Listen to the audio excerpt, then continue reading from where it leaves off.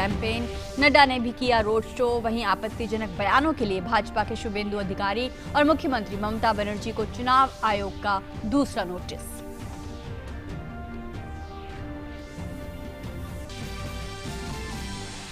Mumbai police के निलंबित officer Sachin वाजे को 23 अप्रैल तक न्यायिक हिरासत में भेजने का आदेश। मनसुख हिरेन की मौत के आरोप में एनआईए की कस्टडी में थे वाजे।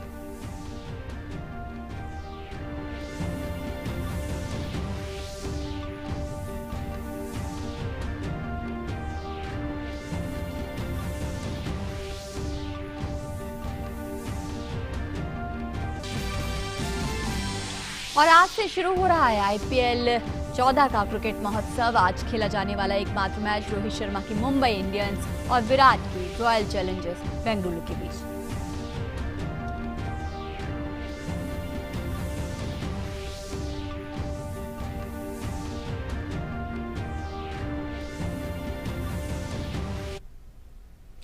नमस्कार, समाचार विस्तार से। देश भर में कोविड के बढ़ते मामलों को देखते हुए ग्रुप ऑफ मिनिस्टर्स की बैठक आज संपन्न हुई। इस बैठक में कोविड से उभर रही चुनौतियों पर विचार विमर्श किया गया। विदेश मंत्री, नागरिक उड्डयन मंत्री, गृह राज्य मंत्री की मौजूदगी में हुई बैठक के शुरू में स्वास्थ्य मंत्री डॉक्टर हर्षवर्धन ने कहा कि कोविड को लेकर हालात बदले हैं। उन्होंने इस बात पर भी चिंता जताई कि कोरोना संक्रमण के बढ़ते मामलों के पीछे लोगों का ढीला ढाला रवैया है, जो कोविड प्रोटोकॉल का पालन ठीक ढंग से नहीं कर रहे हैं। उन्होंने मंत्री समूह को कोविड की ताजा स्थिति की जानकारी दी और ये भी कहा कि रिकवरी रेट 91% हो गई है। स्वास्थ्य मंत्री ने बताया कि पिछले 24 घंटों में 1,31,000 से ज्यादा मामले देश में आए हैं। 149 जिलों में एक हफ्ते में कोई नया मामला देखने को नहीं मिला है। 63 जिलों में 28 दिन से कोई केस नहीं आया है। 9 करोड़ 43 लाख से ज्यादा लोगों को अब तक वैक्सीन दी जा चुकी है। अस्पताल की सुविधा बेहतर है। देश में 15,000 से ज्यादा कोविड अस्पताल है, जहां 18 लाख से अधिक बेड है। उन्होंने ये भी कहा कि बीते सप्ताह भारत ने एक दिन में 43 लाख वैक्सीन देने का रिकॉर्ड बनाया, जो शायद दुनिया में सबसे ज्यादा है।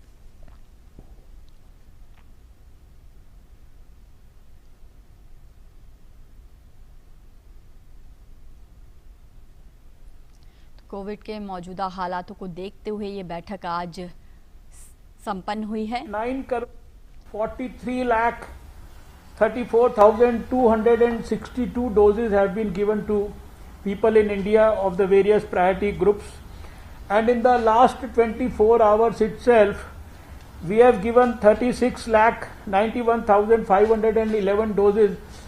This figure, in fact, in last week we one day even gave 43 lakh doses.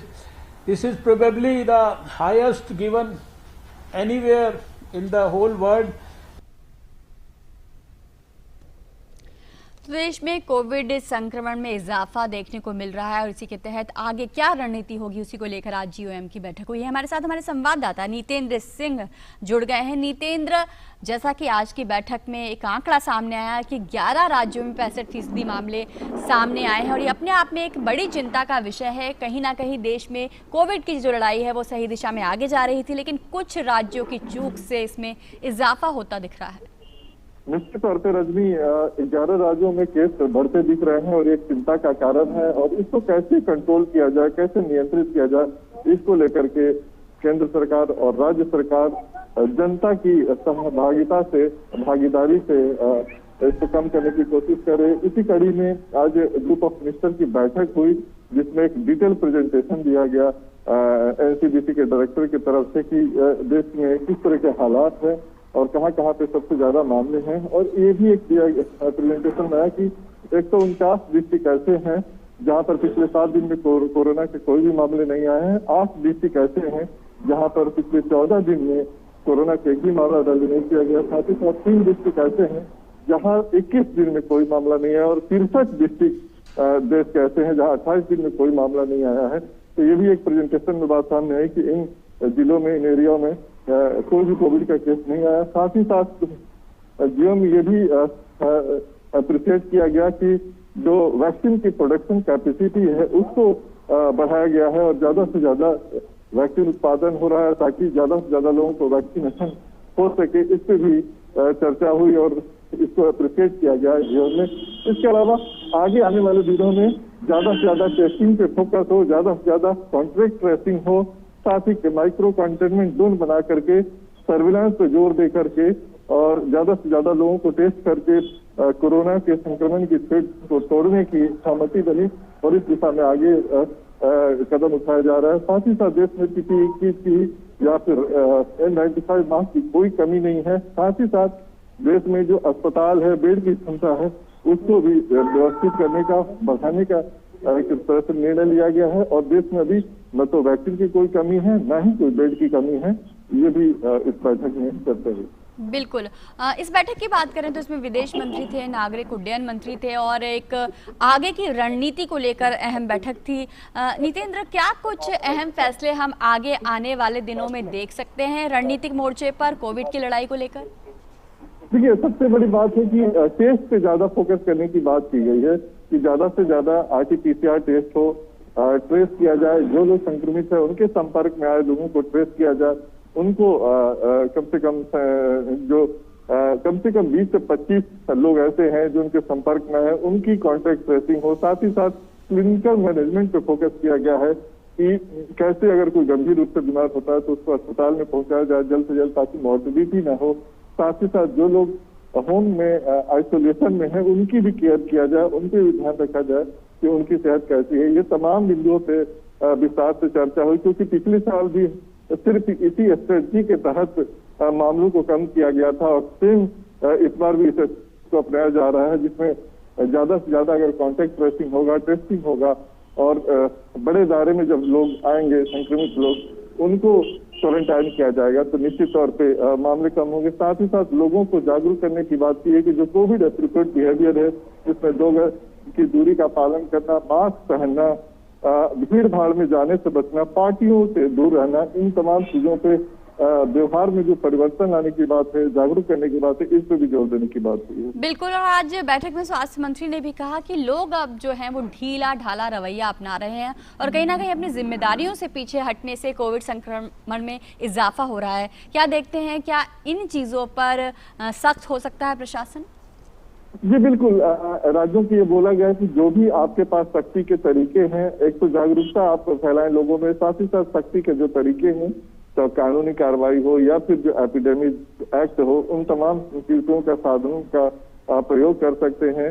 ये तमाम बातें यहाँ पे हुई हैं। राज्यों को पहले भी दिशा निर्देश दिए गए हैं। साथ ही साथ कई राज्यों में जो एक्सपर्ट टीम गई हुई है केंद्र की, उस पर भी चर्चा हुई कि वहाँ पे जो एक्सपर्ट टीम क्या फीडबैक दे रही है, क्या राज्य को सहयोग कर रही है, इन तमाम मुद्दों पर चर्चा हुई। साथ ही साथ ये भी बैठक में चर्चा हुई कि भारत में जो टेस्टिंग है, बीते 24 घंटे में 13 लाख से ज्यादा सैंपल की टेस्ट हुई, अब तक 25 करोड़ से ज्यादा टेस्ट भी किया गया है। तो टेस्टिंग कैपेसिटी को भारत ने बढ़ाया है, अपने करीब 2500 लैब है पूरे देश भर में, उस नेटवर्क को बढ़ाया गया है और टेस्टिंग ही एक जरिया है जिसके जरिए संक्रमण के चेन को तोड़ा जा सकता है और इसको बढ़ाने की बात की गई है कि RT-PCR टेस्ट ज्यादा से ज्यादा किया जाए। जी, तो देश भर के राज्यों में जो कोरोना संक्रमण के मामले बढ़ रहे हैं उनको देखते हुए कई रणनीतिक बदलाव किए गए हैं और एहतियात बरती जा रही है प्रशासन की ओर से। बहुत बहुत शुक्रिया नितेंद्र आपका हमारे साथ जुड़ने के लिए।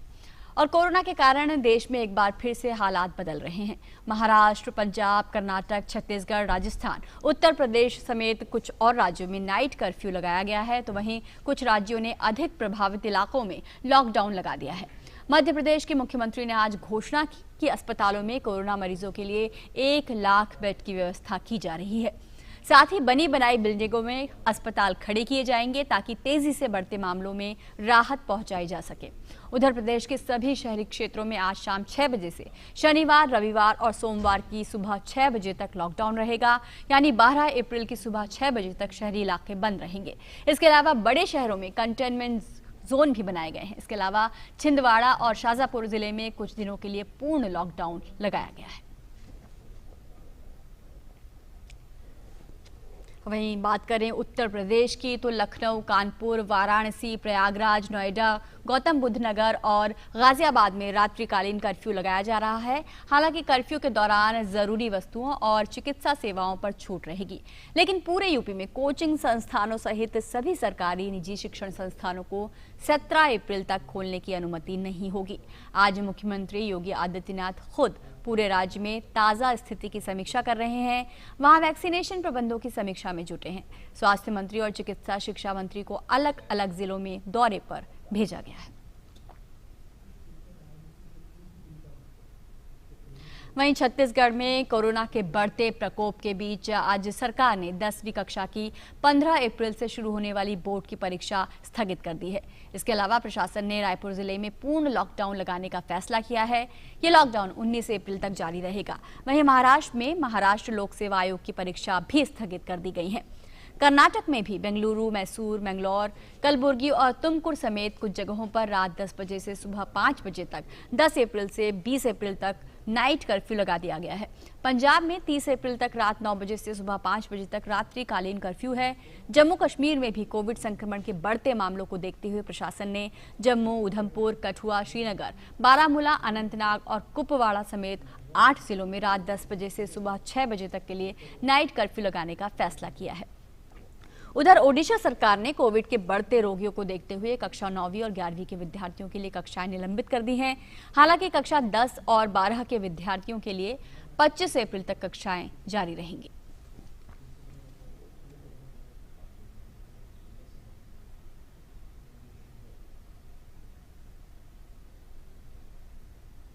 और दिल्ली की बात करें तो यहां भी संक्रमण की स्थिति बेहद गंभीर होती जा रही है। एम्स में ओपीडी सेवा स्थगित कर दी गई है। ऐसे मरीज जिन्होंने पहले से ही अपॉइंटमेंट ले रखा है उन्हें चिकित्सा सेवा दी जाएगी। दिल्ली में कोरोना के 7,000 से ज्यादा केस दर्ज किए गए हैं। दिल्ली के गंगाराम अस्पताल के 37 डॉक्टर कोरोना संक्रमित पाए गए हैं, जिसमें से 32 होम आइसोलेशन में हैं, जबकि 5 अस्पताल में भर्ती हैं। दिल्ली में नाइट कर्फ्यू जारी है। कर्फ्यू के मद्देनजर दिल्ली सरकार ने अपने आदेश में संशोधन कर मीडिया को ई पास से छूट के आदेश जारी किए हैं। लिहाजा प्रिंट और इलेक्ट्रॉनिक मीडिया के लोगों को ई पास की जरूरत नहीं होगी।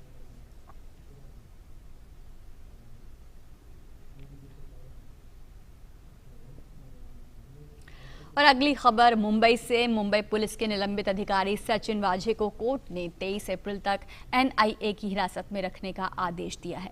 मनसुख हिरेन की हत्या और मुकेश अंबानी के घर के बाहर मिली संदिग्ध कार के मामले में सचिन वाझे आरोपी हैं। अदालत ने राष्ट्रीय जांच एजेंसी ने सचिन वाझे की न्यायिक हिरासत की मांग की थी ताकि पूछताछ की जा सके। एजेंसी की इस मांग को अदालत ने स्वीकार कर लिया है। हालांकि अदालत में सुनवाई के दौरान सचिन वाझे के वकील ने उनकी जान को खतरा बताया, इसलिए जेल में उन्हें सुरक्षित सेल मुहैया कराई जानी चाहिए ताकि उनकी सुरक्षा सुनिश्चित हो सके।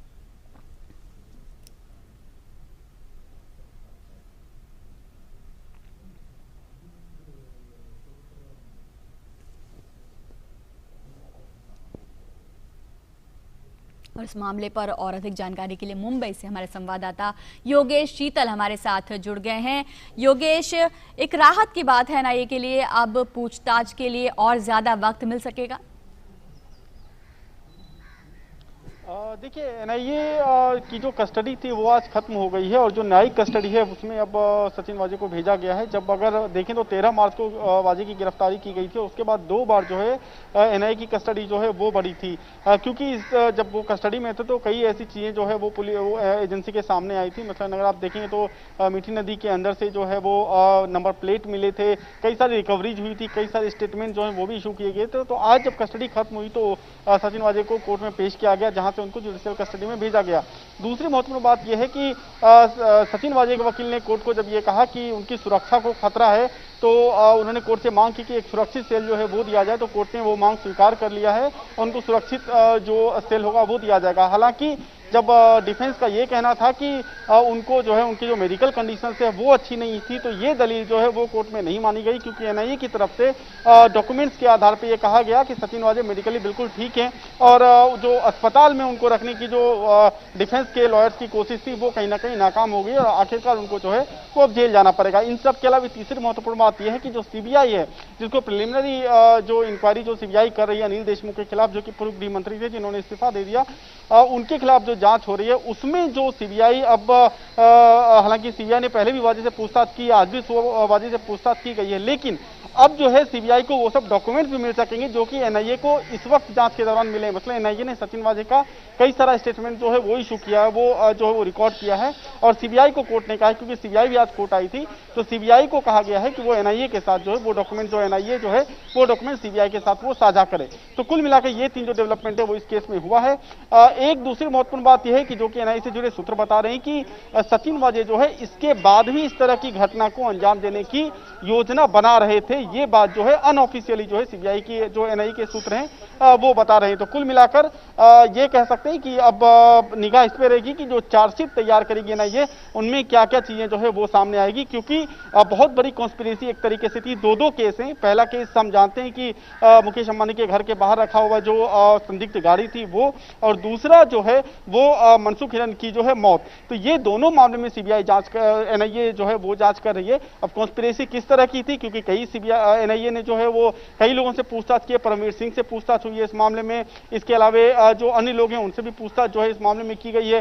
तो ओवरऑल क्या स्टोरी बनती है, क्या नैरेटिव क्या रहता है कोर्ट में, आरोप पत्र जब चार्जशीट फाइल करेगी एनआईए तो उस पर सबकी निगाह होगी। बिल्कुल। और इस घटना के तार महाराष्ट्र की राजनीति में बड़े गहरे जाते दिखते हैं और जिस तरीके से न्यायिक हिरासत बढ़ाई गई है, क्या कुछ और तथ्य उजागर हो सकते हैं योगेश? आगे आने वाले दिन जो है सुरक्षा एजेंसियों के लिए और जांच एजेंसियों के लिए बड़े महत्वपूर्ण होने वाले हैं महाराष्ट्र में। देखिए, जहां तक राजनीति से जुड़े हुए तार की आप बात कर रही हैं, तो एक चीज जो कोर्ट में और हुआ, मैं आपको अभी वो बताने ही वाला था कि कोर्ट में जब जिस तरीके से हमने देखा था कि सचिन वाजे की एक चिट्ठी जो है वो प्रकाश में आई थी, उसके आधार पे जो है एनआईए की तरफ से कोर्ट में कहा गया कि ये चिट्ठी जो है डिफेंस ने जानबूझकर लीक किया है, जिसको लेकर कोर्ट ने डिफेंस को कड़ी फटकार आज कोर्ट में लगाई है और उनको कहा है कि आगे से ऐसी चीजें नहीं होनी चाहिए, क्योंकि जो प्रोसीजर है सीआरपीसी का, जो क्रिमिनल प्रोसीजर है, जो क्रिमिनल कोर्ट प्रोसीजर है, उसके तहत ही कोई डॉक्यूमेंट जो है वो कोर्ट में सबमिट किया जाता है और उसके तहत ही अगर मान लीजिए आने वाले समय कोई फोन रिकॉर्डिंग से या कोई वीडियो का कोई क्लिप से या फिर कोई लेटर है, कोई ईमेल से या कुछ भी ऐसे डॉक्यूमेंट्स हैं जो कि कोर्ट में पेश किए जाएंगे, तो उसको एक प्रॉपर प्रोसीजर के तहत, जो प्रोसीजर होता है सीआरपीसी का जिसमें सारी चीजें वर्णित रहती है, उसके तहत वो पेश किया जाएगा, ना कि जिस तरीके से इस पत्र को जो है वो कथित तौर पर डिफेंस की तरफ से मीडिया में सर्कुलेट किया गया या फिर जो है उसको जो है बतौर कोर्ट के नोटिस के उसको पब्लिक डोमेन में लाया गया। तो ये चीजें आगे से नहीं होती, इस पे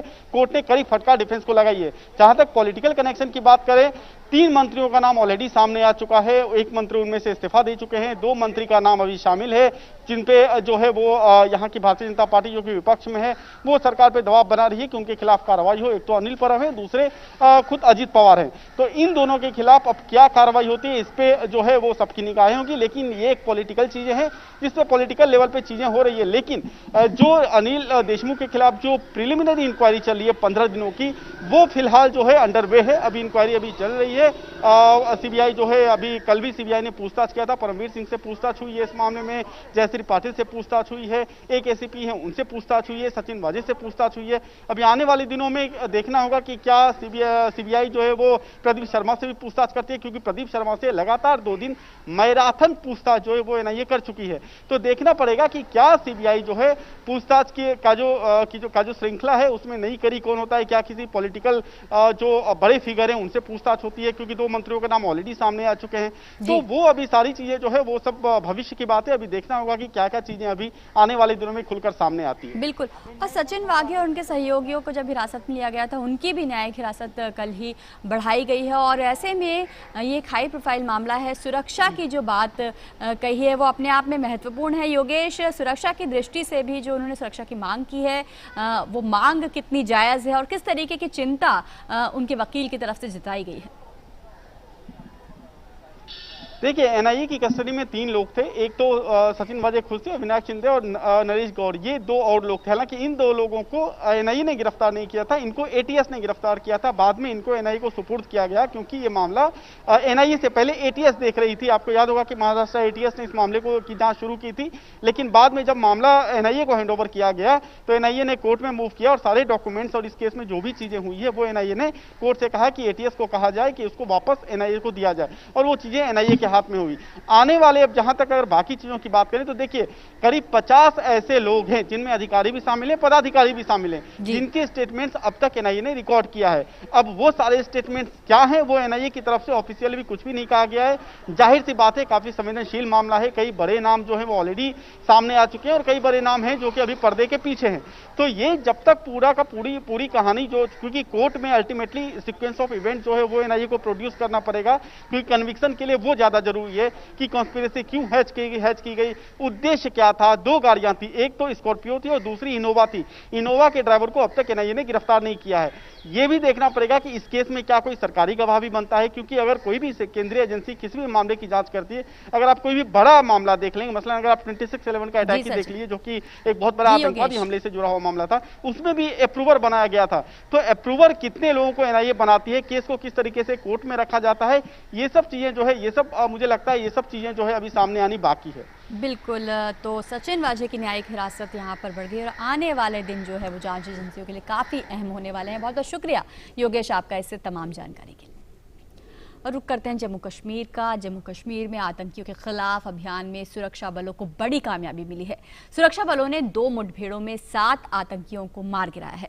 अवंतीपुरा के त्राल में सुरक्षा बलों और आतंकियों के बीच मुठभेड़, सुरक्षा बलों ने 2 आतंकियों को मौके पर ही मार दिया। इससे पहले पूरे इलाके की घेराबंदी की गई थी और इलाके को सुरक्षा बलों ने चारों तरफ से घेर लिया था ताकि किसी भी सूरत में आतंकी वहां से भाग ना पाए। वहीं शोपियां में आतंकियों के साथ हुई मुठभेड़ में सुरक्षा बलों ने 5 आतंकियों को ढेर कर दिया है। 7 आतंकियों का संबंध अंसार गज़वात उल हिंद आतंकी संगठन से था। सुरक्षा बलों ने घटनास्थल के पास 7 AK-47 राइफल और 2 पिस्टल भी बरामद की हैं। कल इवनिंग से शोपियान में जो ऑपरेशन शुरू हुआ था, एक एसपीसी मिला था शोपियान पुलिस को, आर्मी सीआरपी पुलिस ने कॉर्डन डाला, उसमें ऑपरेशन चला। हम लोग बहुत जितने भी एसओपी थे उसको फॉलो किए। 5 के 5 टेररिस्ट मारे गए, लोकल है, उसमें 2 HM का है, 1 LET का है, 2 AGH का है। 7 के 7 टेररिस्ट के हाथ में AK-47 था, 2 पिस्टल एक्स्ट्रा था। इनके खिलाफ काफी केस दर्ज है। ये सिविलियन किलिंग इन्वॉल्व था। उसमें से इम्तियाज है एक जो था, जो सॉकल्ड अपने आप को AGH का चीफ मानता था। बुरहान कोका के मरने के बाद इसको चार दिया गया था। तो सुरक्षा बलों को बड़ी कामयाबी मिली है। जम्मू कश्मीर में फोन लाइन पर हमारे साथ हमारे संवाददाता सलमान काजी जुड़ गए हैं। सलमान, क्या विस्तार से आपके पास जानकारी है इस मुठभेड़ के बारे में? 7 आतंकियों को मार गिराया है, क्या कोई आतंकी गिरफ्तार भी हुआ है? जी नहीं, ये 7 जो इसमें थे मारे गए हैं और इनफैक्ट देखा जाए दोनों ऑपरेशन ऑलमोस्ट सिमिलर, एक ही ऑपरेशन की कड़ी में थे। ये जो ऑपरेशन ये शोपियान में जान मोहल्ला शोपियान में ऑपरेशन स्टार्ट हुआ था। वहां पे जब ऑपरेशन स्टार्ट हुआ था वहां से वो जो मिलिटेंट थे वो भागे थे त्राल की तरफ, तो उनको बाद में वहां पे मारा गया। तो इसमें 7 मिलिटेंट्स मारे गए हैं, जिनका जैसा कि बताया गया प्रेस कॉन्फ्रेंस में कि 2 हिज़्ब से हैं, एक LET से और बाकी अंसार गज़वतुल हिंद से। और पुलिस का मानना है कि अंसार गज़वतुल हिंद जो है उसकी प्रेजेंस अब कश्मीर से खत्म हो गई। तो इस ऑपरेशन में 7 मिलिटेंट्स में जो सबसे प्रोमिनेंट इनमें इम्तियाज शाह था। ये अंसार गज़वतुल हिंद का चीफ था यहाँ पे जम्मू कश्मीर में, इसको भी मारा गया। तो 7 मिलिटेंट्स मारे गए। उनके कब्जे से पुलिस ने कहा है कि उनसे 7 AK-47 राइफल्स और 2 पिस्टल्स और कुछ एमुनिशन भी बरामद किया गया है। जी सलमान, और अवंतीपुरा के त्राल में हुआ था ये और शोपिया में ये मुठभेड़ हुई थी, किस तरीके के, क्या रिहायशी इलाके हैं, क्या आसपास गांव हैं, किस तरीके के इलाके हैं? देखिए, जो ये ये जान मोहल्ला शोपियान में ऑपरेशन हुआ था, ये एक बहुत ही डेंस एक टाउन है, उसके बीचों बीच वहाँ पे ये अटैक हुआ था। और पुलिस का कहना है कि उनमें से कुछ लोग एक लोकल मस्जिद में भी चले गए थे, लेकिन पुलिस ने कहा है कि सिक्योरिटी फोर्सेस ने बहुत ही रेस्ट्रेंट से इस ऑपरेशन को अंजाम दिया ताकि सैंक्टिटी ऑफ मस्जिद है वो बरकरार रहे, और ऑपरेशन को इसलिए उन्होंने थोड़ा सा ज्यादा टाइम लिया है ऑपरेशन को कंक्लूड करने में। और जो 2 मिलिटेंट्स यहाँ पे त्राल में मारे गए वो एक ओपन फील्ड में वो बेसिकली इसी ऑपरेशन से भाग रहे थे, तो उनको वहां पे मारा गया उस ओपन फील्ड में। बिल्कुल। और सुरक्षा बलों ने घटनास्थल से 7 AK-47 राइफल और 2 पिस्टल भी बरामद की हैं। और किस तरीके के दस्तावेज आतंकवादियों के पास से बरामद हुए हैं, किस तरीके की गतिविधि थी, किस तरीके की वारदात करने की फिराक में थे आतंकी? देखिए, ऐसा अभी तक पुलिस ने ऐसा कोई दिया नहीं है, लेकिन जैसा कि बताया गया है कि एक काफी ज्यादा तीन डिफरेंट ऑर्गेनाइजेशंस के लोग थे, तो एक कुछ हो सकता था कि अभी तक पुलिस ने हालांकि अभी तक ये नहीं किया है, खुलासा नहीं किया है कि क्या था, बट एक तो बहुत ज्यादा तादाद में एक साथ जमा थे और एक ही बहुत डिफरेंट ऑर्गेनाइजेशन से थे, तो हो सकता था कि एक कोई हाई लेवल मीटिंग होती किसी के बारे में, लेकिन अभी तक इसका कोई बताया नहीं गया है कि क्या होने वाला था वहां पर। जी, तो जम्मू कश्मीर में सुरक्षा बलों को बड़ी कामयाबी, 7 आतंकियों को वहां पर 2 अलग-अलग मुठभेड़ों में मार गिराया गया है। बहुत बहुत शुक्रिया सलमान काजी, जानकारी दे रहे थे हमें। और यहाँ पर रुक रहे हैं छोटे से ब्रेक के लिए।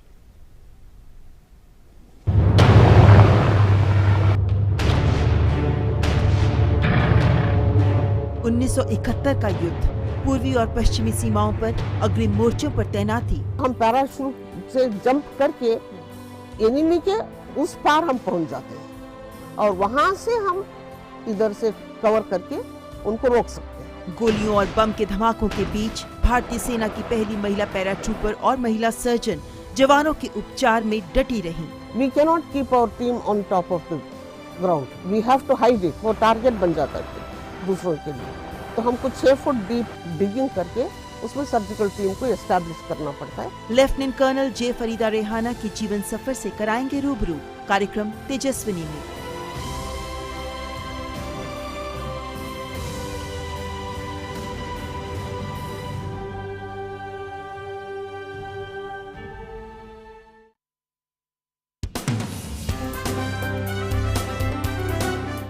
प्रधानमंत्री श्री नरेंद्र मोदी जी का एक जो विजन है आत्मनिर्भर भारत, किस तरीके से एसोसिएट हो और किस तरीके से ज्यादा स्थानीय लोग जुड़े। प्रधानमंत्री के हर भाषण में पर्यटन का जिक्र होता है। मुझे लगता है कि उनका कॉन्सेप्ट बड़ा क्लियर है, स्थानीय तौर पर बनने वाले उत्पाद हैं। और हर महीने भी अगर हम एक कार्यक्रम करते हैं तो यहाँ का बढ़ई कभी लकड़ी पर होना, कभी खिलौनों पर होना, कभी मिट्टी की पोटरी को लेकर होना। मैं तो ये मानता हूँ कि सांस्कृतिक तौर पर हमसे ज़्यादा समृद्ध और संपन्न कोई है नहीं।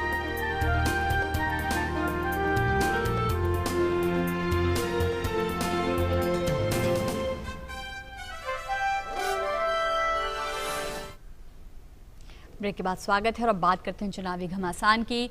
पश्चिम बंगाल में कल होने वाले चौथे चरण के चुनाव में उत्तरी बंगाल के कूच बिहार और अलीपुरद्वार जिलों में स्वतंत्र, निष्पक्ष और सुरक्षित मतदान की तैयारियां पूरी कर ली गई हैं।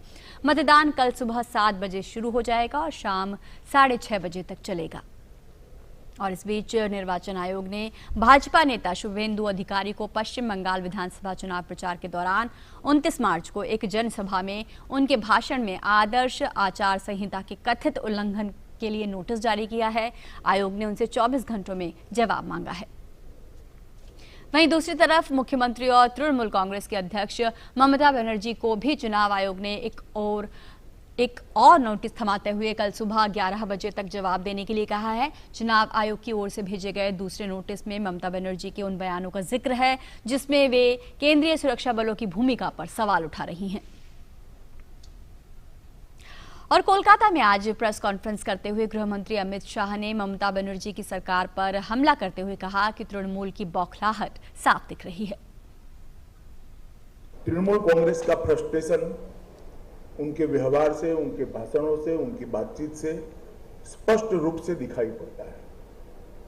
जिस प्रकार की टिप्पणी ममता दीदी ने सुरक्षा बलों के लिए की है, मुझे आश्चर्य है कि सार्वजनिक जीवन में मेरा बहुत लंबा समय गया है, मैंने ऐसी टिप्पणी कभी नहीं देखी। ये क्या कहना चाहती है? लोगों को अराजकता की ओर ले जा रही है, चुनाव को शांतिपूर्ण ढंग से समाप्त नहीं होने देना उनका उद्देश्य है, या फिर हर बार की तरह रैगिंग से चुनाव जीतने का उद्देश्य है। और पश्चिम बंगाल में चुनावी महासंग्राम चल रहा है। यहां कल के बाद 17 अप्रैल को 5वें चरण का चुनाव होगा। इसके लिए भाजपा जी तोड़ मेहनत भी कर रही है। आज गृह मंत्री अमित शाह ने पश्चिम बंगाल में बीजेपी के संस्थापक सदस्य समरेंद्र प्रसाद विश्वास के घर पर भोजन किया। उनके साथ भाजपा नेता स्वप्न दास गुप्ता और दिनेश त्रिवेदी भी मौजूद थे।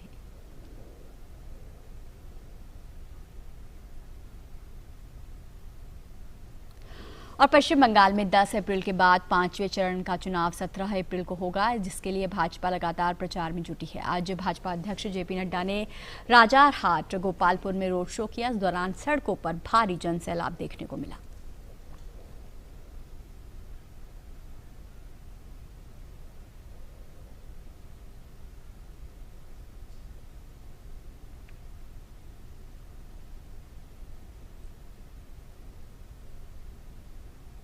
इसके बाद जेपी नड्डा ने चकदाहा में रोड शो किया, जहां लोगों की अच्छी खासी भीड़ देखने को मिली।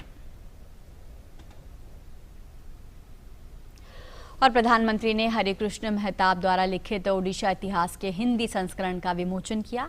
पीएम ने कहा कि उत्कल केसरी हरिकृष्ण मेहताब से जुड़े इस कार्यक्रम में शामिल होना उनके लिए सौभाग्य की बात है। पीएम ने जोर दिया कि ओडिशा का विविधताओं से भरा इतिहास देश के लोगों तक पहुंचे, ये बेहद जरूरी है।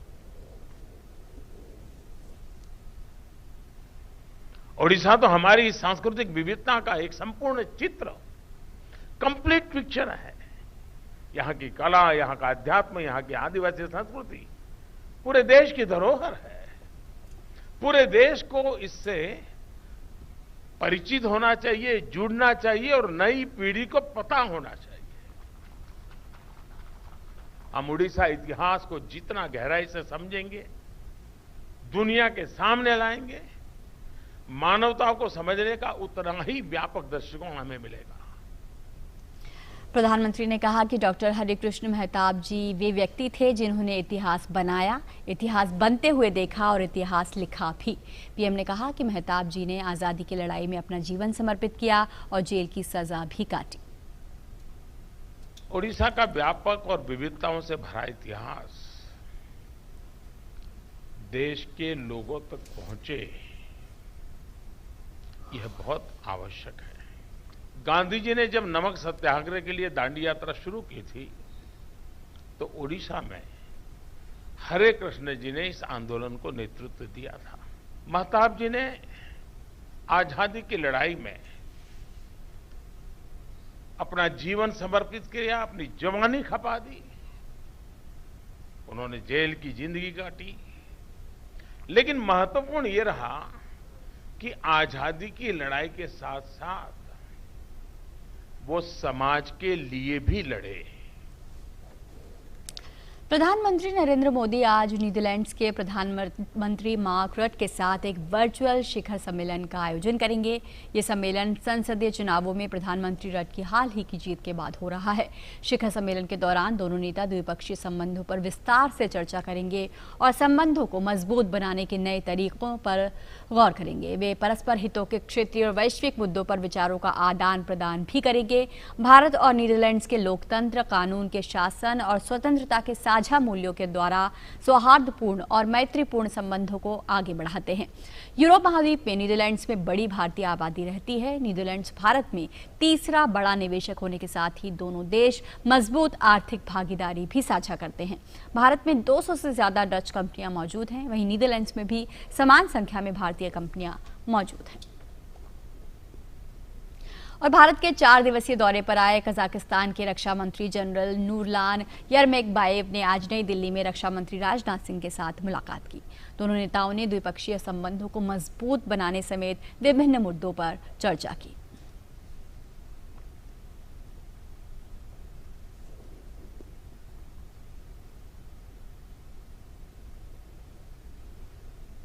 इससे पहले कजाकिस्तान के रक्षा मंत्री जनरल नूरलान यरमेकबाएव ने राष्ट्रीय युद्ध स्मारक पर श्रद्धांजलि अर्पित की।